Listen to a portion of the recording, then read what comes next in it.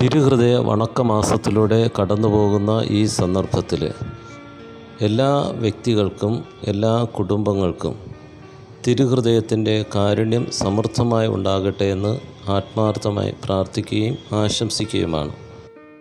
നമ്മുടെ കുടുംബങ്ങളെല്ലാം തന്നെ തിരുഹൃദയത്തിന് പ്രതിഷ്ഠിക്കപ്പെട്ടതാണ്. അതുകൊണ്ടാണ് നമ്മുടെ ഭവനങ്ങളിൽ തിരുഹൃദയ പ്രതിഷ്ഠ നമ്മൾ നടത്തുന്നത്, തിരുഹൃദയത്തിൻ്റെ മുമ്പിലിരുന്ന് നമ്മൾ പ്രാർത്ഥിക്കുന്നത്. ആ തിരുഹൃദയത്തിൻ്റെ മുമ്പിൽ ആയിരിക്കുമ്പോൾ, അവിടുത്തെ മുമ്പിൽ ഇരുന്ന് പ്രാർത്ഥിക്കുമ്പോൾ നമ്മുടെ മനസ്സിലേക്ക് വരുന്ന ധാരാളം കാര്യങ്ങളിൽ ഒരു പ്രധാനപ്പെട്ട കാര്യം കർത്താവിന് നമ്മോടുള്ള കാരുണ്യമാണ്.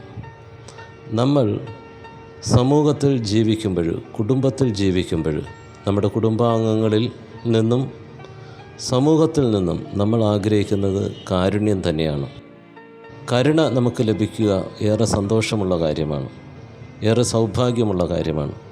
പക്ഷെ പലപ്പോഴും നാം ആഗ്രഹിക്കുന്ന കരുണ നമുക്ക് മറ്റുള്ളവരിൽ നിന്ന് കിട്ടുന്നില്ല എന്ന ആവലാതി നമ്മിൽ അനേകം പേർക്കുണ്ട്. കർത്താവ് നമ്മോട് കാണിക്കുന്ന ഏറ്റവും വലിയ കാരുണ്യം സ്വർഗത്തിൻ്റെ വാതിൽ നമുക്കായി തുറന്നു തന്നു എന്നുള്ളതാണ്. ആ സ്വർഗവാതിലിലൂടെ സ്വർഗത്തിലേക്ക് പ്രവേശിക്കാനായി, നിത്യജീവനിലേക്ക് പ്രവേശിക്കാനായി തടസ്സമായി നിൽക്കുന്ന നമ്മുടെ പാപങ്ങൾ അവിടുന്ന് കാരുണ്യപൂർവ്വം ക്ഷമിക്കുന്നു, പൊറുക്കുന്നു എന്നതാണ്. നമുക്ക് വേണ്ടത് അനുതാപം നിറഞ്ഞ ഹൃദയത്തോടെ കർത്താവിൻ്റെ കാരുണ്യം യാചിക്കുക എന്നതാണ്. ഈ സന്ദർഭത്തിൽ രണ്ട് കാര്യങ്ങളാണ് അനുസ്മരിപ്പിക്കാനായിട്ടുള്ളത്.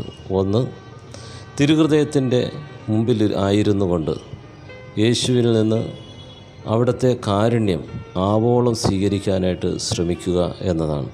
രണ്ട്, യേശുവിൻ്റെ കരുണ ഒഴുകുന്ന അവിടുത്തെ ഹൃദയമായി സമൂഹത്തിലും കുടുംബത്തിലും മാറുക എന്നുള്ളതാണ്.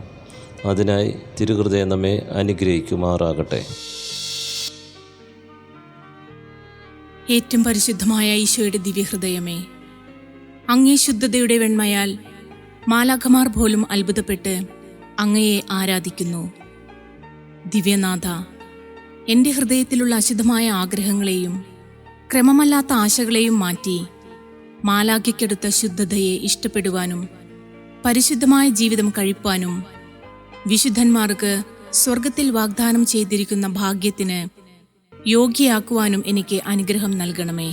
ആമേൻ. തിരുഹൃദയ പ്രാർത്ഥന.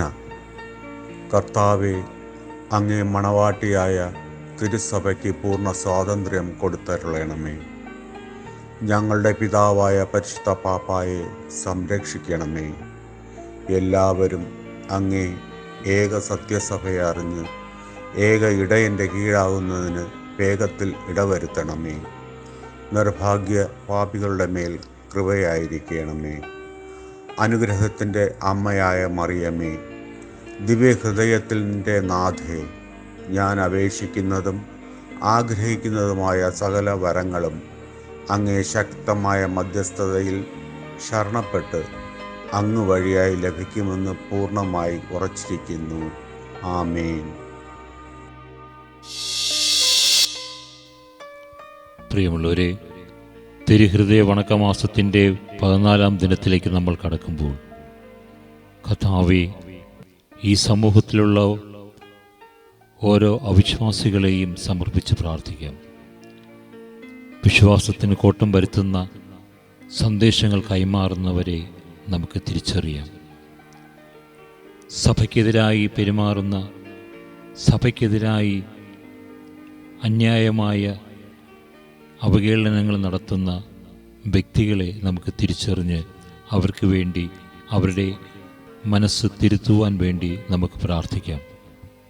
ഇതൊക്കെ വെറും പണത്തിനും അധികാരത്തിനും വേണ്ടിയാണെന്നുള്ളത് നമുക്ക് തിരിച്ചറിയാം. ഫ്രാൻസിസ് മാർപ്പാപ്പ പറയുന്നു, പണവും അധികാരവും നമ്മെ അടിമകളാക്കുന്നു. ക്രിസ്തുവിൽ സ്വാതന്ത്ര്യം കണ്ടെത്തുവാൻ തടസ്സമായി നിൽക്കുന്ന പ്രലോഭനങ്ങളെക്കുറിച്ച് നാം ധ്യാനിക്കണമെന്നും മാർപ്പാപ്പ ഓർമ്മിപ്പിക്കുന്നു. സമാധാനത്തിനും അധികാരത്തിനും പണത്തിനും വേണ്ടിയുള്ള ദാഹത്തിനായി നാം ഓരോരുത്തരും കണ്ടീഷൻ ചെയ്യപ്പെട്ടിരിക്കുകയാണ്. ഇത്തരം കാര്യങ്ങൾ നമ്മെ അടിമകളാക്കി മാറ്റുന്നു. യേശു ക്രിസ്തു ഒരു സ്വതന്ത്ര മനുഷ്യനായിരുന്നുവെന്ന് പാപ്പ നിരീക്ഷിക്കുന്നു.